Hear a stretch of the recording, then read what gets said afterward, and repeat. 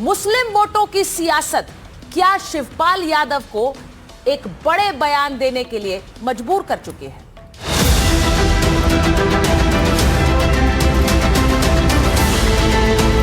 रक्षा मंत्री नहीं, पहले गृह मंत्री। गुंडागर्दी को बढ़ावा देने का संदेश दे रहे हैं। इनका चेहरा भी बेनकाब होगा जल्द ही।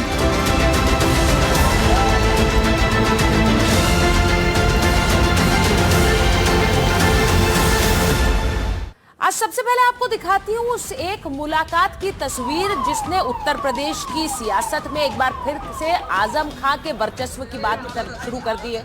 आजम खां क्या फिर से यूपी की सियासत में लौटेंगे और बड़े सिरे से लौटेंगे? ये जो तस्वीरें मैं आपको दिखा रही हूं, ये शिवपाल यादव की तस्वीरें हैं जो जेल में आजम खां से मिलने पहुंचे और आजम खां से मिलकर उन्होंने बड़ी बात कह दी। पहले ये तस्वीरें देखिए।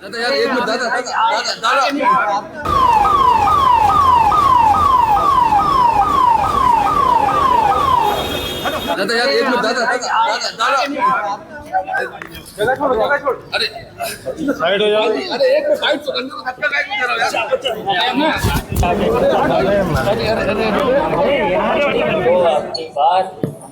हराना है और उत्तर प्रदेश में समाजवादी पार्टी की सरकार बनाना है। अखिलेश यादव को मुख्यमंत्री बनाना है। तब इनको सबको भाई को रक्षा मंत्री बनाना बनेगी, भाई बनेगी, बनेगी सरकार बनेगी। बिल्कुल रक्षा मंत्री नहीं, पहले गृह मंत्री। तो आपने सुना शिवपाल यादव ने क्या कहा? रक्षा मंत्री नहीं, गृह मंत्री। क्योंकि नेताजी रक्षा मंत्री थे तो शिवपाल यादव एक कदम आगे जाकर कह रहे हैं आजम खां को देश का गृह मंत्री बनाएंगे। अब आजम खां और शिवपाल यादव की मुलाकात पर एआईएमआईएम का तंज आ गया।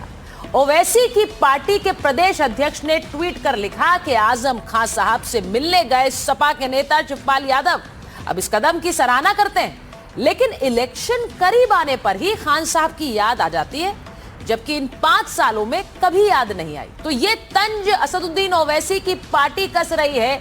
ओवैसी किस तरह यूपी में मुस्लिम वोटों को साध रहे हैं वो आगे आपको दिखाऊंगी, लेकिन ये तंज इसलिए अहमियत रखता है क्योंकि आजम खां किसके पाले में जाएंगे। आपको बताती हूं कि 27 की बिसात में मुसलमानों की बात कैसे हो रही है। उत्तर प्रदेश में 27 से पहले मुस्लिम वोटों को लेकर सियासत फुल है। पीडीए फॉर्मूले के तहत समाजवादी पार्टी की मुस्लिम वोटों पर नजर है। रामपुर जेल में बंद आजम खां से मिलने पहुंचे शिवपाल। आजम और उनके बेटे अब्दुल्ला से 1 घंटे मुलाकात की। अब यह मुलाकात ऐसे समय में हुई जब यूपी में चुनाव होने। आजम खां को यूपी का बड़ा मुस्लिम नेता माना जाता है। पिछले कुछ समय से आजम समर्थक अखिलेश यादव से नाराज थे। नाराजगी की वजह आजम विरोधी नेताओं की सपा में एंट्री है। शिवपाल यादव की मुलाकात से कड़वाहट खत्म करने का प्रयास किया गया। मुलाकात के बाद शिवपाल जौहर यूनिवर्सिटी भी पहुंचे। सपा की सरकार में आजम खां को गृह मंत्री बनाने का ऐलान कर दिया। जौहर यूनिवर्सिटी को लेकर भी सपा पर कई सवाल उठे थे। ध्वस्तीकरण के आदेश के बाद एमआईएम तो समर्थन में उतर गई थी। समाजवादी पार्टी का प्रतिनिधिमंडल बाद में रामपुर पहुंचा था। एआईएमआईएम के कदम से साफ था कि नजर मुस्लिम वोट पर है। इससे सपा को मुस्लिम वोट छिटकने का खतरा दिखा। अतीक के बेटे अबान की मौत पर भी एमआईएम सबसे पहले एक्टिव दिखी थी। एमआईएम के प्रदेश अध्यक्ष अबान के जनाजे में शामिल हुए और अतीक का नाम लेकर योगी सरकार पर हमला किया था। अब सपा पर मुस्लिम नेताओं के मुद्दे पर चुप रहने का आरोप लगाया गया। तो पूर्वांचल की कई सीटों पर अतीक का सीधा असर रहा है। सवाल यह है कि क्या यूपी में मुस्लिम वोटों की लड़ाई अब तेज हो गई? क्या मुसलमानों को लेकर एमआईएम और सपा में रस्साकशी तेज हो गई है? तो असदुद्दीन ओवैसी की पार्टी अतीक अहमद पर भी बोल रही है और आजम खां के समर्थन में भी खुलकर खड़ी हो रही है। सपा और एआईएमआईएम के में भले ही मुस्लिम वोट को लेकर खींचतान हो, लेकिन आजम शिवपाल की मुलाकात और गृह मंत्री बनाने वाले बयान पर बीजेपी हमलावर है।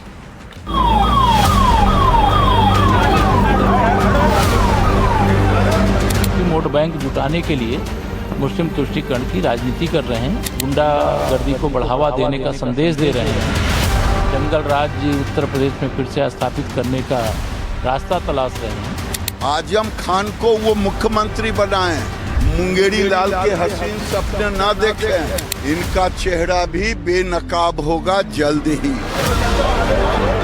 एक कहावत है ना नॉर्मल तेल होगा न सपा सरकार बनाएगी। इसलिए इस प्रकार की बातों का न तो कोई जवाब है और न ही इस प्रकार के सपनों का कोई उत्तर है। उत्तर प्रदेश की जनता ने विपक्ष में ही रह करके सेवा करने का अवसर दिया है और मैं समझता हूं भविष्य में भी विपक्ष में रहकर ही सेवा करने का अवसर उत्तर प्रदेश की जनता देगी। उस वर्ग का समर्थन हासिल करने के लिए इस प्रकार की कपोल कल्पित बातें करते हैं। मुंगेरी लाल का सपना है न सरकार आएगी न गृह मंत्री बनाने के बाद आएगी, इसलिए उन्होंने सपना दिखाने में तो कोई दिक्कत नहीं है।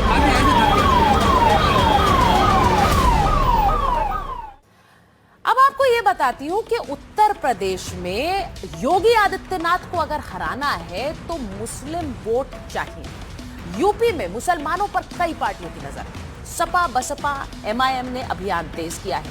403 सीटों में से 143 सीटें मुस्लिम प्रभावित हैं। 70 सीटों पर मुस्लिम आबादी 20 से 30% है। 73 सीटों पर मुसलमान 30% से ज्यादा है। 36 सीटों पर मुस्लिम अपने बूते जीत सकते हैं।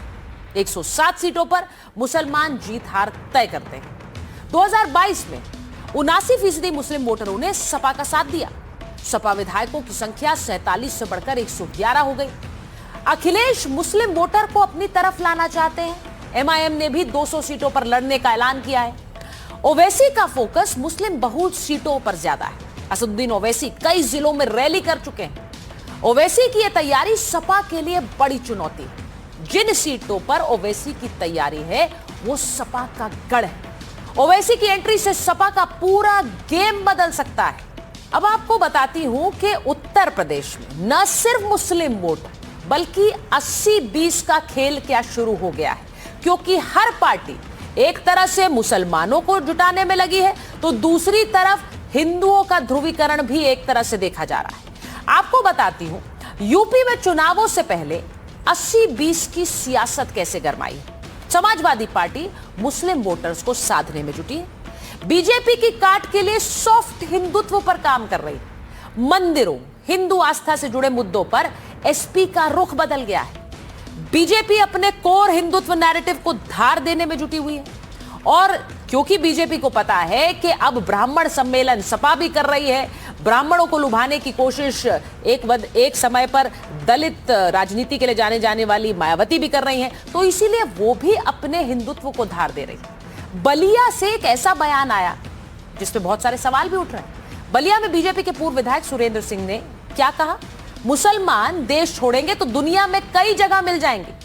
पाकिस्तान से लेकर 56 देश बसने के लिए जमीन दे देंगे। हिंदुओं को देश छोड़ना पड़ा तो कहीं जगह नहीं मिलेगी। तो ये जो बयान बीजेपी के पूर्व विधायक ने दिया, क्या इसका भी चुनावी कनेक्शन है? जरा सुनिए। आज अखिलेश जी हो चाहे कोई भी पार्टी वाले कांग्रेसी हो, ये तो जिस दिन भारत के ऊपर संकट पड़ेगा अपना जो है विदेश का टिकट कटाएंगे सब और जाकर के जर्मनी अमेरिका में बस जाएंगे। लेकिन ये मुसलमान और आतंकवादी सोच के लोग तभी तक अखिलेश जी तुमको भी नेता मान रहे हैं जब तक उनकी संख्या इस लायक नहीं है कि हम अपनी इंडिपेंडेंट जो है अपना प्रत्याशी जिता सकते हैं। यदि मुसलमान को भारत की धरती छोड़ करके जाना पड़ा तो अल्लाह अकबर करके पाकिस्तान से लेकर के 56 देश उसको बसने के लिए जमीन दे देगा। ईसाइयों को भगना पड़ा तो तमाम देश ऐसे हैं जिनको ईसा मसीह का नाम लेकर के बसने के लिए अनुमति दे देगा। लेकिन कल्पना करो यदि भारत की धरती से अपने ही घर को छोड़ करके हिंदुओं को भगना पड़ा तो दुनिया में कोई 1 इंची भी जमीन मिलने वाला नहीं है। इस धरती का श्रृंगार है हिंदू, इस धरती का अभिमान है हिंदू, इस धरती का शान है हिंदू, इस धरती का स्वाभिमान है हिंदू।